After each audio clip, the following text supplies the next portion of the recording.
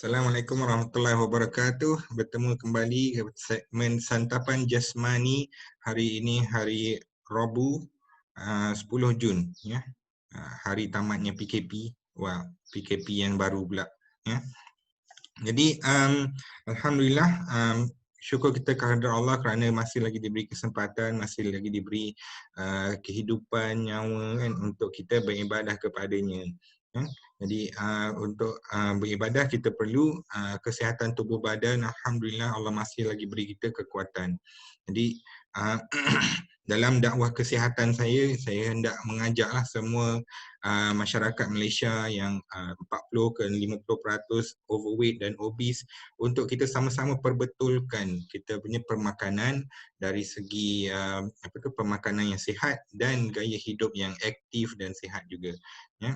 Jadi topik perbincangan hari ini ialah kenapa kita tak boleh lapar ketika hendak kuruskan badan. Ya. Topik ini sangat menarik sebab ramai orang tersalah faham tentang konsep kuruskan badan. Memang ada macam-macam cara untuk kuruskan badan dan kebanyakannya akan berjaya sekiranya kita bersungguh-sungguh dan istiqamah. Tetapi levelnya lain-lain. Ada yang berpuasa setiap hari, ada yang cuma makan tertentu sahaja kan, protein sahaja ke ataupun sayur sahaja. Ini semua bagi saya lah kan, pendapat saya sendiri tidak seimbang, ya, tidak seimbang dan sukar untuk diamalkan jangka masa panjang. Ya, jadi kalau kita hendak mengamalkan sesuatu untuk jangka masa panjang, kita perlu buat sesuatu yang seimbang, yang sihat, yang sederhana, yang sedap, yang senang dan sesuai untuk seisi keluarga. Ya, jadi kita tak naklah kalau kita seorang je makan makanan diet kan, salad apa ke, ahli keluarga makan sedap-sedap kan. Jadi kita rasa protes dalam hati kita, kita rasa fed up dan kita akan give up. Maka jadilah diet yoyo. Okey. Itu yang kita nak cuba elakkan, ya, dengan cara kalau kita buat dekat dalam grup saya diet rahsia, kita buat yang fleksibel. Okey, kita tak ada bagi spesifik meal plan sebab selera orang lain-lain kan. Ada yang hari ni dia rasa nak makan ayam, ada yang hari ni dia nak makan ikan kan. Jadi saya buat fleksibel, saya tak ada nak paksa okey hari ni semua orang makan ayam. Okey, tak ada, insya-Allah.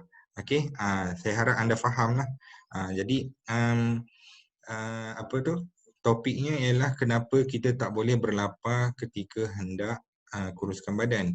Kerana badan kita ini dia perlukan tenaga. Okey, badan kita perlukan tenaga yang berterusan sepanjang hari. Okey, kita ada 3 sumber tenaga yang penting, karbohidrat, lemak dan protein. Kita boleh pilih lah yang mana satu kita nak provide, nak bagi pada badan kita kan.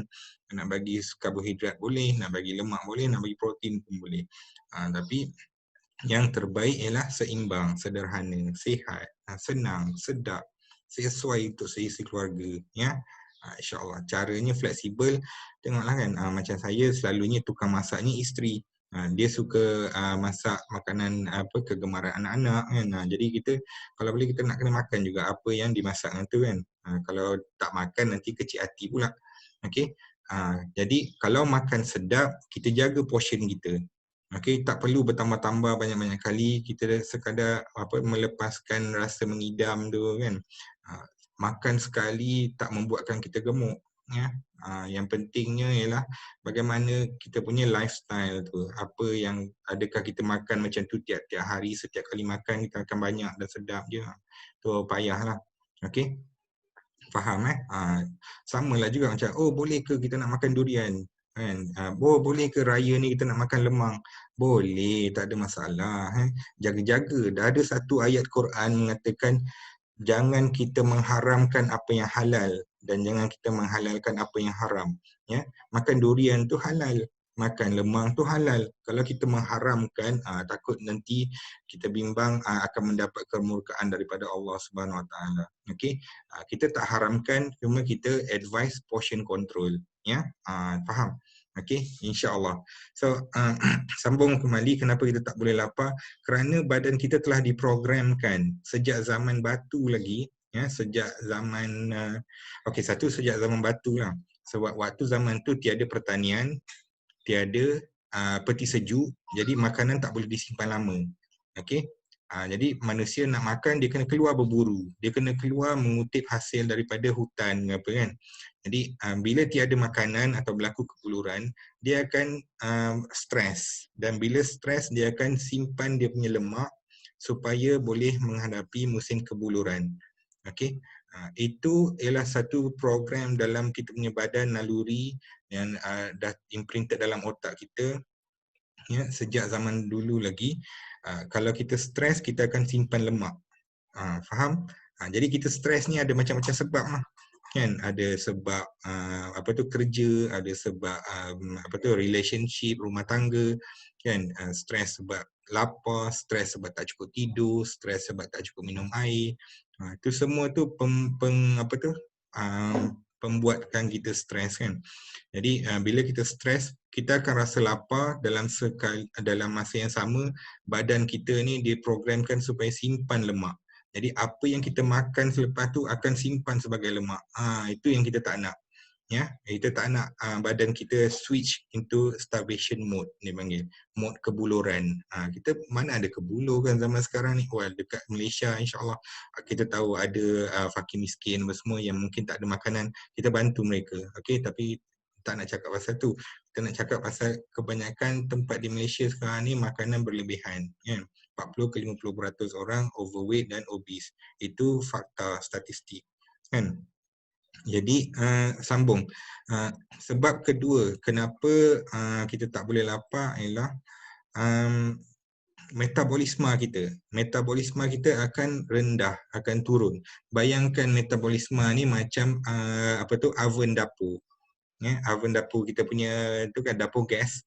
Kalau kita nak bakar lemak cepat tu, kita kena kuatkan api kan. Bila kita kuatkan api, katakan dia bakar 1500 kalori.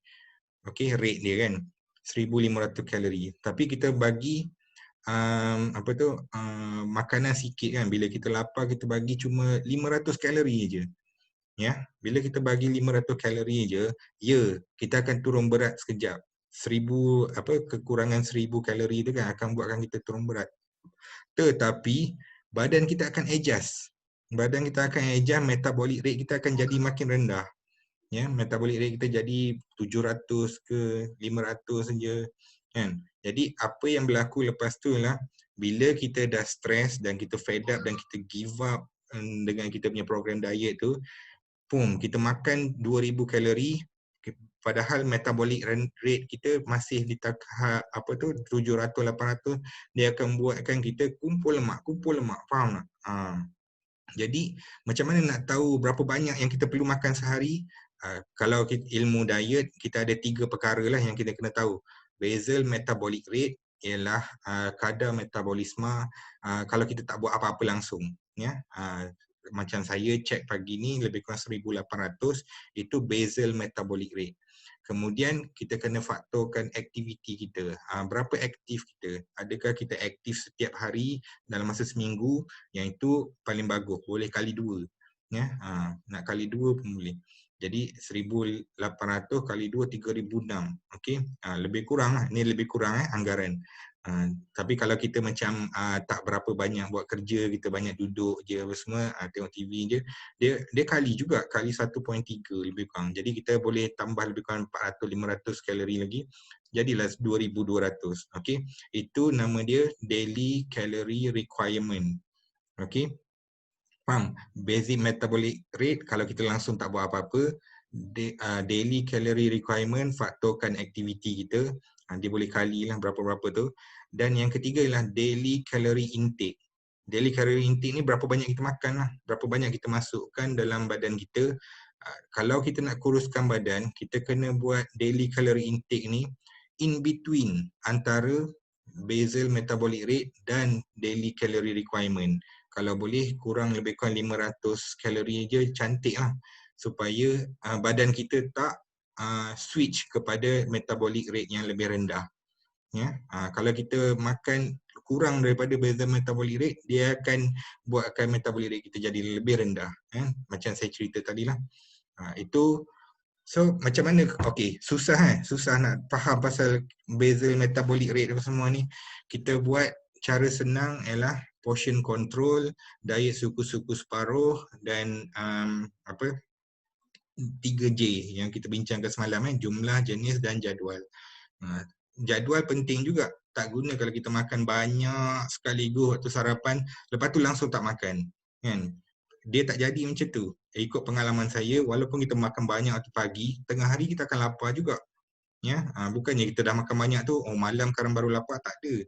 Okey, tengah hari kita akan lapar juga. Ini program dalam badan kita. Lagi satu yang program dalam badan kita ialah sejak kita baby lagi, ya, sejak kita baby, bila kita nangis, kita disuapkan susu. Ya, maknanya kita nangis tu tak kira lah sebab apa.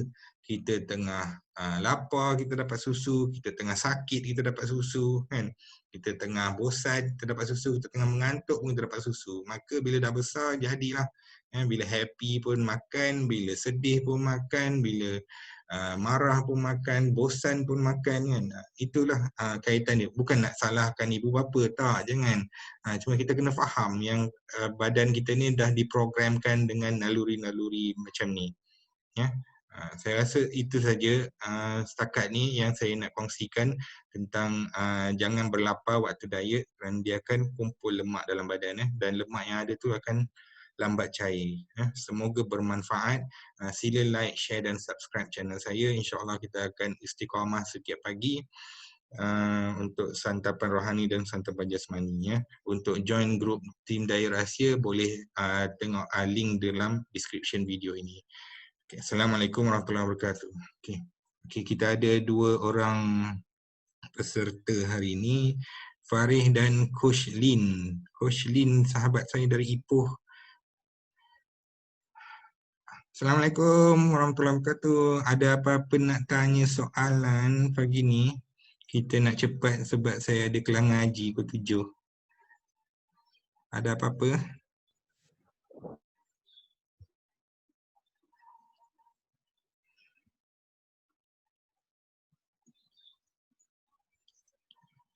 Okey. Tak apalah, kalau tak ada apa-apa soalan, kita tamat saja di sini. InsyaAllah saya akan upload video ini dalam YouTube dan anda boleh kongsikan dengan ahli keluarga dan rakan-rakan anda, insyaAllah. Ya, jumpa lagi esok pagi. Assalamualaikum warahmatullahi wabarakatuh.